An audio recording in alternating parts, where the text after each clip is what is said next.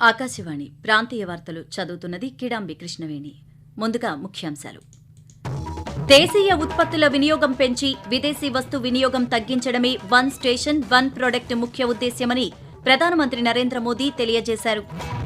రాష్ట్రంలో అభివృద్ది కార్యక్రమాలు యుద్ధ ప్రాతిపదికన జరుగుతున్నాయని ముఖ్యమంత్రి వైఎస్ జగన్మోహన్ రెడ్డి పేర్కొన్నారు. ఉపాధ్యాయుల నియామకం కోసం నిర్వహించే డీఎస్సీ పరీక్షలు ఈ నెల 30వ తేదీన ప్రారంభమవుతాయని విద్యాశాఖ మంత్రి బొత్స సత్యనారాయణ తెలిపారు.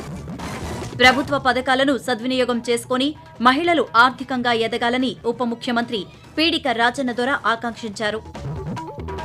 వార్తల్లోని వివరాలు. ప్రధానమంత్రి నరేంద్ర మోదీ ఈరోజు 85,000 కోట్ల రూపాయలు రైల్వే అభివృద్ది పనులను వర్చువల్గా ప్రారంభించారు. గుజరాత్లోని అహ్మదాబాద్ నుండి జరిగిన ఈ కార్యక్రమం సందర్భంగా ప్రధాని మాట్లాడుతూ వికసిత్ భారత్ నవ నిర్మాణంలో భాగంగా రైల్వే వ్యవస్థ ఆధునీకరణ పనులకు సుమారు 11 లక్షల కోట్ల రూపాయలు కేటాయించడం జరిగిందన్నారు. స్వదేశీ ఉత్పత్తుల వినియోగం పెరిగి విదేశీ వస్తు వినియోగం తగ్గించడమే వన్ స్టేషన్ వన్ ప్రొడక్ట్ ముఖ్య ఉద్దేశ్యమని, స్వదేశీ వస్తువుల వినియోగం వల్ల ఆరోగ్యకరమైన భారత్ను చూడవచ్చని పేర్కొన్నారు. వస్తు వినియోగం పెరగాలంటే కొనుగోలు శక్తి పెరగాలని, యువతకు ఉపాధి అవకాశాలు కల్పించాల్సిన బాధ్యత ప్రభుత్వాలపైన ఉందని ప్రధాని వ్యాఖ్యానించారు. గడిచిన 10 సంవత్సరాల్లో భారత్ రైల్వే వ్యవస్థని ప్రపంచ స్థాయికి తీసుకువెళ్లడం ఎంతో ఆనందకరంగా ఉందని పేర్కొంటూ आज 85,000 करोड़ रुपए रेलवे के प्रोजेक्ट देश को मिले हैं। आज गुजरात, महाराष्ट्र, यूपी, उत्तराखंड, कर्नाटक, तमिलनाडु, दिल्ली, एमपी, तेलंगाना, आंध्र प्रदेश, बिहार, झारखंड, पश्चिम बंगाल, उड़ीसा, इतने राज्यों में वंदे भारत ट्रेनें मिल चुकी है। हम निरंतर भारतीय रेल को आधुनिक बनाने और देश के कोने कोने को रेल से जुड़ने में जुटे हुए हैं. ముఖ్యమంత్రి వైఎస్ జగన్మోహన్ రెడ్డి ఈరోజు విజయవాడలో పలు అభివృద్ది కార్యక్రమాలను ప్రారంభించారు. నగరంలోని కనకదుర్గ వారధి వద్ద irrigation retaining wall, Krishna river front సుందరీకరణ ఫేజ్ 1 పనులతో పాటు వివిధ ప్రాంతాల్లో సీవేజ్ ట్రీట్మెంట్ ప్లాంట్ల నిర్మాణ పనులకు ఆయన శంకుస్థాపన చేశారు.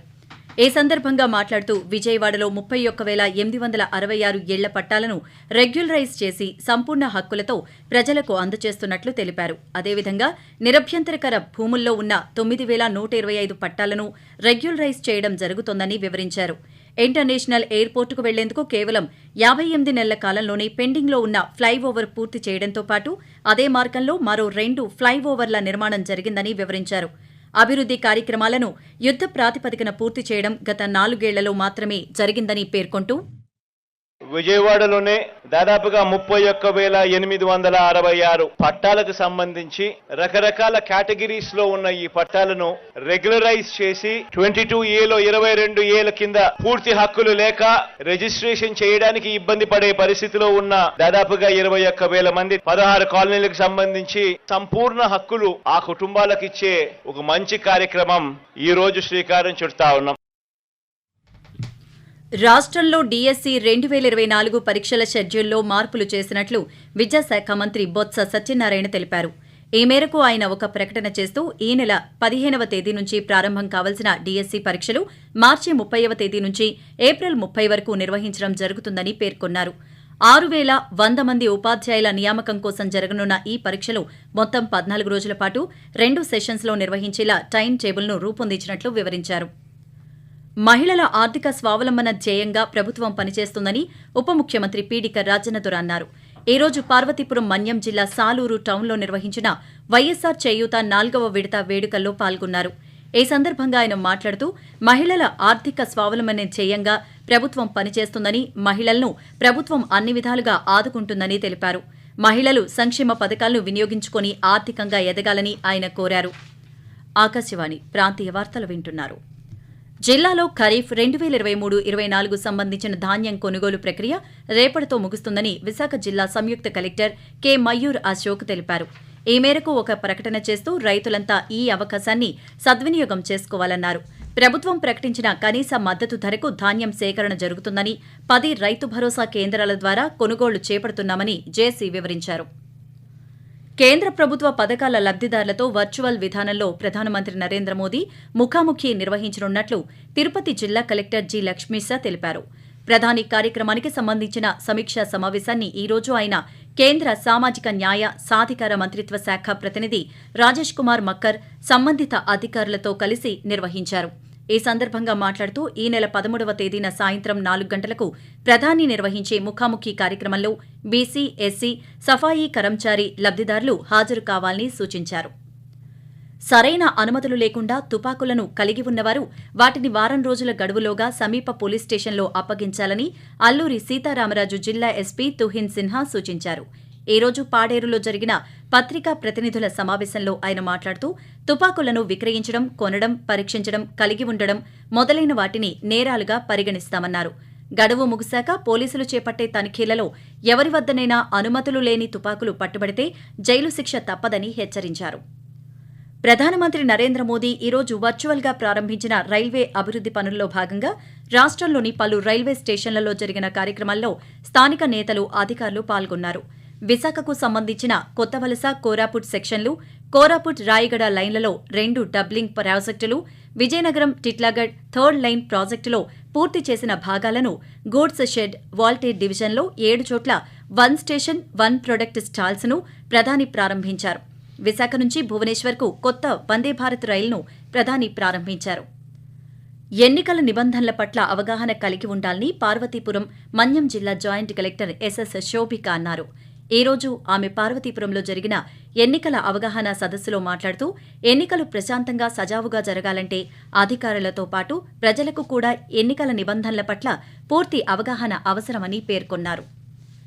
గత ఎన్నికల్లో తక్కువ పోలింగ్ నమోదు అయిన కేంద్రాల పరిధిలో ప్రత్యేక క్యాంపులు నిర్వహించాలని తూర్పుగోదావరి జిల్లా కలెక్టర్ మాధవీలత ఆదేశించారు. ఈ రోజు ఆమె రాజానగరం మండలంలోని సమస్యాత్మక పోలింగ్ కేంద్రాలను సందర్శించారు.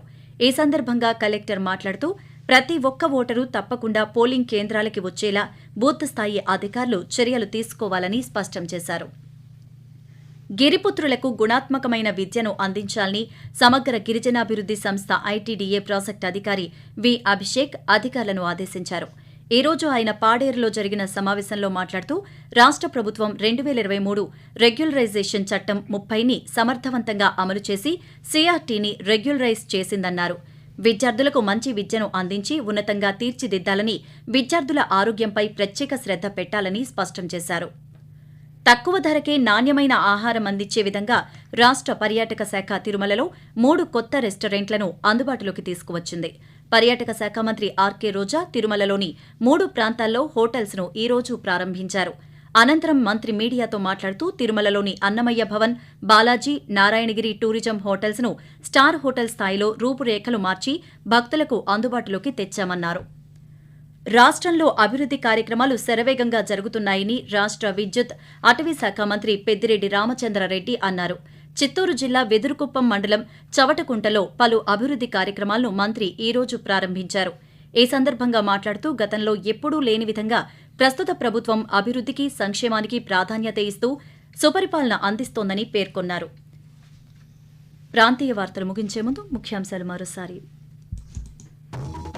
దేశీయ ఉత్పత్తుల వినియోగం పెంచి విదేశీ వస్తు వినియోగం తగ్గించడమే 1 స్టేషన్ 1 ప్రొడక్ట్ ముఖ్య ఉద్దేశ్యమని ప్రధానమంత్రి నరేంద్ర మోదీ తెలియజేశారు.